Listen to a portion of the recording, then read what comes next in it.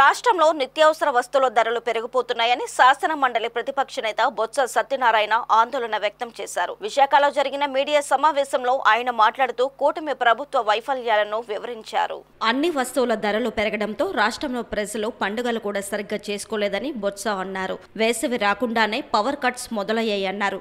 CM స్వయంగా చెప్పిన files clearing ఎందుకు ఆలస్యం అవుతుందని ప్రశ్నించారు. ఉచిత సిలిండర్ల హామీ ఇచ్చి ఇప్పటి వరకు ఒక్క సిలిండరే ఇచ్చారని, తల్లికి వందనం ఇంకా ఇస్తామని చెబుతున్నారని అన్నారు. రైతులను కూటమి ప్రభుత్వం ఆదుకోవడం లేదని విమర్శిస్తూ నిరుద్యోగ భృతి ఏమైందన్నారు.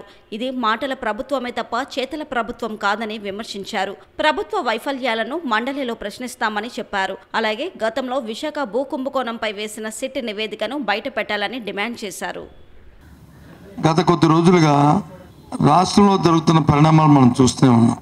ప్రభుత్వంలో ఉన్న అధికార పార్టీ, ప్రభుత్వం నడుపుతున్న పార్టీ ఎప్పటికప్పుడు ఎంతసేపు సమీక్షలే కనిపిస్తాయి తప్ప ఫలితాలు కనిపించట్లే. వాళ్ళు మాట్లాడడం, పత్రికల్లో వచ్చి పెద్ద బ్యానర్ల ఐటెంలో రాయడం, టీవీలో చూపెట్టడం, ప్రజలు వచ్చి అవి చూడడం, దాంతోనే సరిపోతుంది. కానీ క్షేత్రస్థాయిలో జరుగుతున్న కార్యక్రమాలు ఏమున్నాయి, అవసరాలు ఏమున్నాయో వాటి మీద మాత్రం దృష్టి పెట్టట్లే. ఓ పక్క వచ్చి ధరలు వచ్చి ఆకాశం కండిపోతున్నాయి, ఓ పక్క వచ్చి ప్రభుత్వం వచ్చి సమీక్షలు చేస్తూ చెప్తున్న మాటలు వచ్చి మాటలుగా మిగిలిపోతున్నాయి. ప్రజల మీద వచ్చి భారం పడుతూ వారి మీద పన్నుల రూపాయన వేసేస్తున్నారు. విద్యుత్ రాజ్య ఛార్జీలు పెరిగిపోతున్నాయి. ఓ పక్క అప్పుడే ఇంకా ఎండాకాలం రాలేదు కానీ పవర్ కట్లు స్టార్ట్ అయిపోయాయి. ఏదైతే ఇంకో పక్క వచ్చి గత ప్రభుత్వంలో అన్యాయాలు జరిగిపోయేవి అని వాటి మీద ఎంక్వైరీ కమిటీలు వేస్తున్నారు. మళ్ళీ ఆ రిపోర్టులో వచ్చి అప్పుడున్న అధికారంలో ఉన్న ఆ అధికారులు వచ్చి వాళ్ళే తప్పుడు రిపోర్ట్ ఇచ్చేస్తున్నారని చెప్పి వాళ్ళే చెప్తున్నారు. నాకు అర్థమవట్లే అసలు ఏమి ఆలోచన చేస్తున్నారో, ఏమి జరుగుతుందో, రాష్ట్రంలో ఏం కార్యక్రమాలు జరుగుతున్నాయో అర్థం అవ్వట్లేదు. ఇవాళ ఉదయం కూడా చూసాం. మళ్ళీ అవసరమైతే మళ్ళీ రిపోర్టులు తెప్పిస్తాం, మళ్ళీ చేస్తాం. ఫ్రీ హోల్డింగ్ అన్నారు.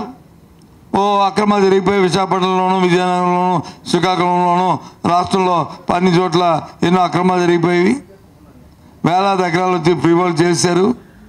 అవన్నీ ఆపుతాము అన్నది. ఎక్కడ ఏం జరిగింది గత 9 నెలలు బట్టి చెప్పండి. ఇకపోతే విద్యారంగం మీద ఒకరోజు వచ్చి 13 లక్షల మంది పిల్లలు తగ్గిపోయారు, ఒకరోజు వచ్చి 5 లక్షల మంది తగ్గిపోయారు, ఒకరోజు వచ్చి స్కూళ్ళు మూసేశారు అని చెప్పారు. నిన్న వచ్చి ఈ ప్రభుత్వం వచ్చి తీసుకునే విధానం వల్ల స్కూళ్ళు మూసేస్తారని ఒక తల్లిదండ్రుల నుంచి అలాగే అధ్యాపకుల నుంచి రాగానే ఒక స్కూల్ కూడా మేమని తిరిగి వాళ్ళే స్టేట్మెంట్ ఇస్తున్నారు. గత ప్రభుత్వంలో ఈ రాష్ట్రంలో ఏ ఒక్క స్కూల్ అయినా మూసారు ఈ ఊర్లో అని చెప్పి ఓ ప్రకటించమండి, ఊరి పేర్లు ఇమ్మనండి. లే, అది చెప్పే ధైర్యం చేయరు.